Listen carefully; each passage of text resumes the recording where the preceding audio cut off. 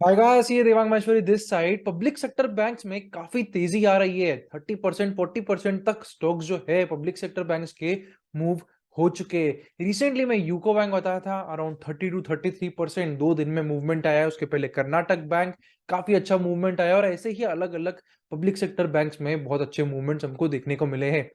इस वीडियो में हम बात करेंगे, डिस्कस करेंगे पब्लिक सेक्टर यूनिट्स जो बैंक्स हैं इनके चार्ट्स, इंडेक्स में क्या हो रहा है पब्लिक सेक्टर बैंक्स के, क्या हमें आगे इस सेक्टर में और चीजें दिख सकती है।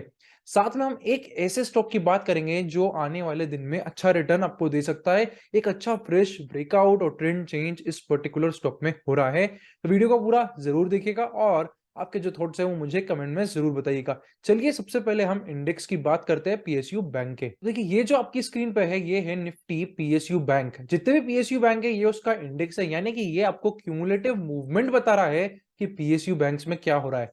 देखिए, ये जो आपको दिख रहा है काफी समय से जो स्टॉक जो ओवरऑल इंडेक्स है वो एक जिगजैग मैनर में ही चल रहा था, एक डाउन ट्रेंडिंग जोन था।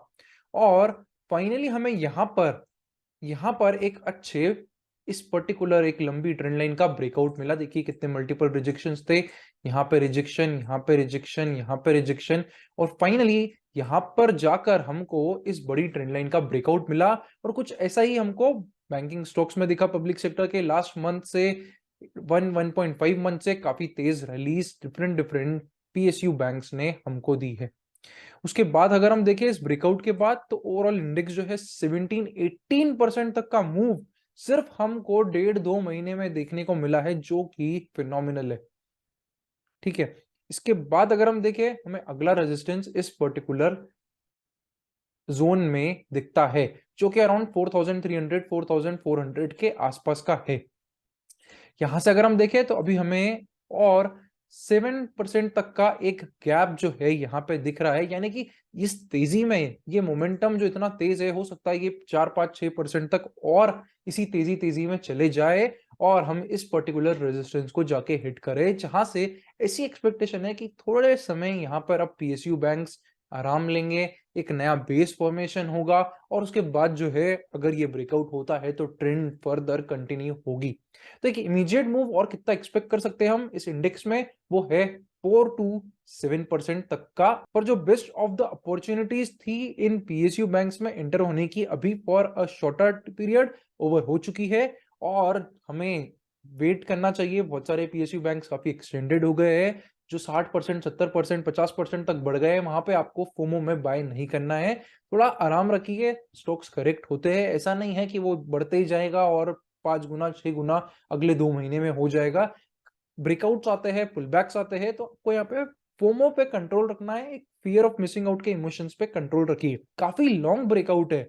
इस ब्रेकआउट की खास बात ये 2010 का ये था जो 2022 में जाके हुआ है, और काफी सारे अगर आप पीएसयू बैंक्स के रिजल्ट्स भी जाके देखेंगे, 4 साल, 5 साल, 8 साल के गैप के बाद प्रॉफिटेबिलिटी दिख रही है। इतने एनपीए राइट ऑफ करे हैं पिछले 5 साल में, इतने एनपीए राइट ऑफ करे हैं कि अब थोड़ा क्लीन बुक्स वापस से बननी चालू हो रही है, जो कि एक अच्छी बात है। ये तो हुआ इंडेक्स का। अब बात करते हैं ऐसे स्टॉक की जो कि हमें अच्छा रिटर्न अभी भी दे सकता है। नाम है बैंक का पंजाब नेशनल बैंक। अब ये जो आपके सामने है ये है पंजाब नेशनल बैंक का मंथली चार्ट। यहां से हम बात करते हैं 2017 से क्या हुआ। स्टॉक जो है वो एक क्लीन डाउन ट्रेंड में हमें यहाँ पे दिखता है। ठीक है, मल्टीपल टाइम्स यहाँ पे रिजेक्शन इस पर्टिकुलर ट्रेंड लाइन से हुए। स्टॉक जो है वो बार बार ऊपर जाता है, रिजेक्ट होकर एक नया लो बनाता है, एक लोअर हाई लोअर लोज इस पे हमें बनते हुए दिखे।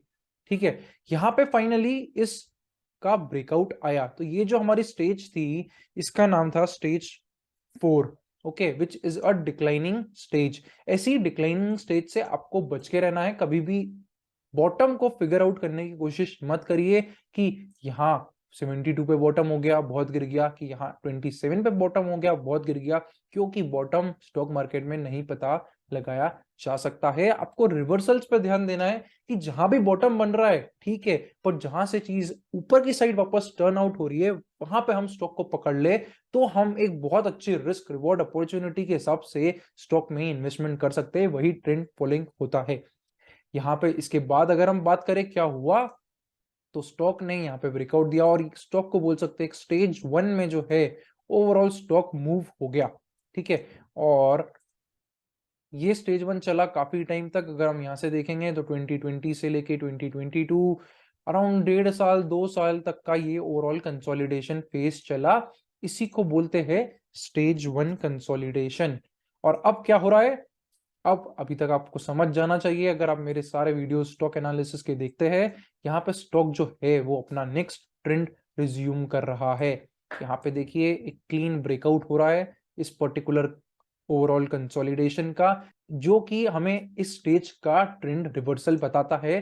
तो यहाँ पे स्टॉक ने रिसेंटली लास्ट हफ्ते ही स्टेज चेंज करा है, स्टेज 2 में स्टॉक एंटर हो गया है और यहाँ पे एक अच्छा रन हमको अब देखने को मिल सकता है। स्टॉक एक अपवर्ड टेरिटरी में है। काफी लोग मुझे डीएम करते हैं, पूछते हैं कितना लंबा स्टेज 2 चलेगा, क्या टारगेट्स हो सकते हैं। देखिए अगर आप वाइडर इन्वेस्टमेंट्स कर रहे हैं तो आपको कभी भी टारगेट्स के हिसाब से नहीं वर्क करना चाहिए, आपको हमेशा ट्रेल करते रहना चाहिए, क्योंकि जिस तरीके से स्टॉक तेजी से गिरते हैं तेजी से बढ़ते भी है, कभी भी ये नहीं पता लगाया जा सकता कि एग्जैक्ट उसी टारगेट पर स्टॉक रुकेगा या उसके और आगे जा सकता है। तो शॉर्ट टर्म में अगर हम देखें तो स्टॉक जो है 57 58 तक का मूवमेंट एक तेजी में दे सकता है, यानी कि यहाँ से 17 18% तक का।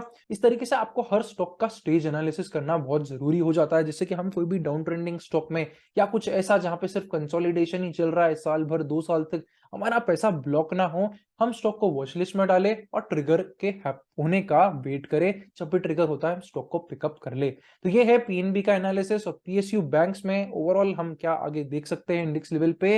वीडियो अच्छा लगा हो तो वीडियो को लाइक जरूर करिएगा, कमेंट करिए क्या आप पीएनबी पे बुलिश है और चैनल को सब्सक्राइब करना मत भूलिएगा।